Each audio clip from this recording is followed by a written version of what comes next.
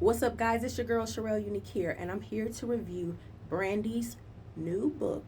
It's called Phases, A Memoir.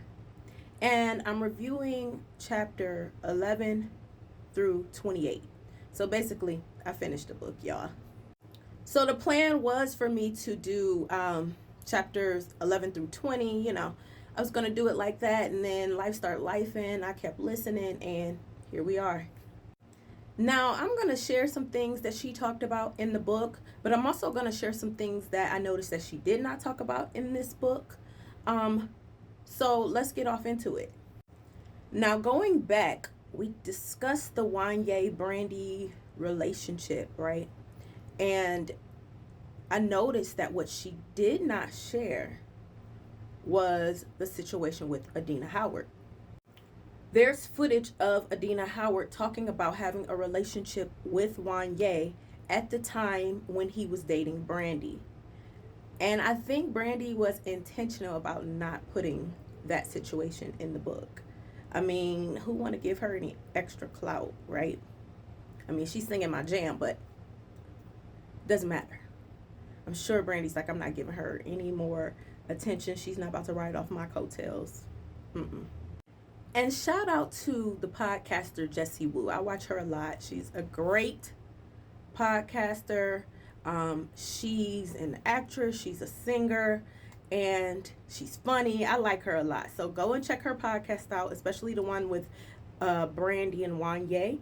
But she said, what if The Boy Is Mine was written about the Brandy, Adina Howard, Wanye situation? So what if Brandy really wrote that about Wanye and she was singing it to Adina Howard? The scandal, darling. And Brandy mentioned her mother saying something to her about Wanye, but I think her mom knew more about this situation than Brandy wants to let on. With her being much younger than Wanye, I don't think she wants people to know that her mom knew. Plus, her mom was too involved in her life and in her career, and she was clearly a minor at that time. So it's like, I'm sure Miss Sonia Norwood knew what was going on with that relationship more than what Brandy shared. So anyway, Brandy talks a lot about her relationship with Whitney Houston and how she had a couple failed attempts at meeting Whitney in the beginning, how she just love Whitney Houston. So did I. Actually, Brandy's like my Whitney Houston in a sense, but I actually still love Whitney Houston too. Does that make sense? I don't know. It might not.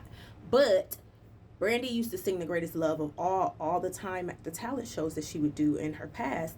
And so would I. That was like a go-to song for talent shows that I used to do. For those who don't know, I sing professionally, and both of those ladies were huge inspirations. She talks about her time doing Cinderella, how much work she had to put in doing that, how it was different for her voice because it was more operatic, and just playing off of the chemistry that she had with Whitney. She shared about the discrimination she experienced. For example, with Cinderella, there were many different races and ethnicities in the Cinderella version that Brandy was a part of, and that became a little problematic when they were making it because, the world wasn't ready for that diversity and didn't think that it would be successful. Also, she talked about that same discrimination that was going on with Moesha because they felt like it was too ethnic and too specific, is what they would say. They didn't think that it would sell. She talked about the process of making some of her albums, Never Say Never, Full Moon, Human, Aphrodisiac, things she went through, things that inspired her. Like Wanye inspired that Never Say Never album. And quite frankly, don't nothing inspire a hit like a breakup. I want to scale it back just a little bit and go back to the Whitney Houston conversation, she was able to talk to Whitney for a lengthy amount of time just right before she passed, like a couple of days before she passed. And also she shared about Whitney giving her a letter. Now, she didn't share what was in that letter. She decided to keep that private for herself. And I would love to know what was in that letter. I would love to know more about that relationship. What she didn't mention was Whitney's relationship with Ray J, and how she feels about people thinking that Ray J had something to do with it. How she felt when Ray J got in a relationship with Whitney. This is somebody that Brandy idolized, and now your brother is creeping with her. So, like, I'm sure she felt a way about that. I would love to know more about that. But Brandy's real intentional about protecting certain folk, including herself. So she left some of that out, but I would have loved to have heard about that. Rest in peace, Whitney Houston. She discussed the comparisons that were out in the media between her, Monica, and Aaliyah. They were all out at the same time. She talked about meeting Aaliyah, how Aaliyah told her that they should work together. That would have been so dope if they got the chance to work together. Like, those voices together, that would have been nice. Real nice.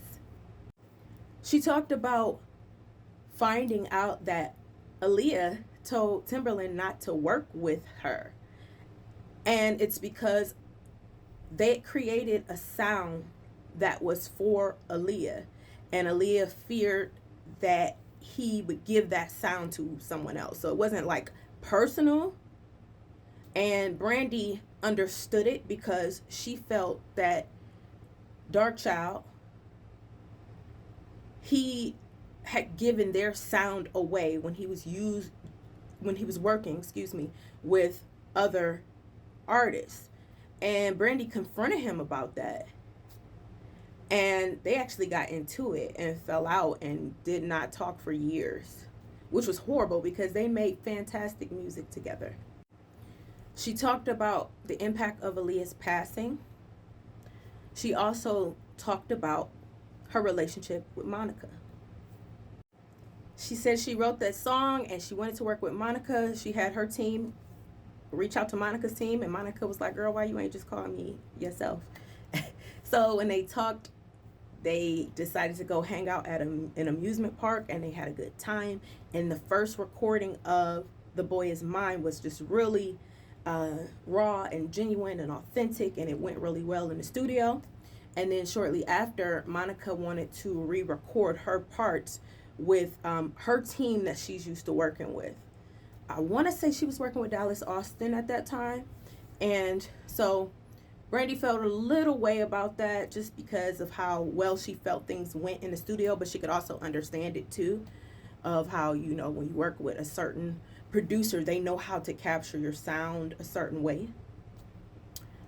She talked about how really there were a lot of outside elements that caused the rift between the two of them. She mentioned that Clive Davis was one of the reasons that there was a rift between Brandy and Monica. I've heard a lot about him. I do not hear good things about him. I can't wait till the rest of the stories come out about that man. Anyway, he wanted Monica to name her album The Boy Is Mine, and to try to kind of trump the situation, make herself look better. It wasn't something that Monica had asked to do or wanted to do, but this is something Clive Davis was trying to do.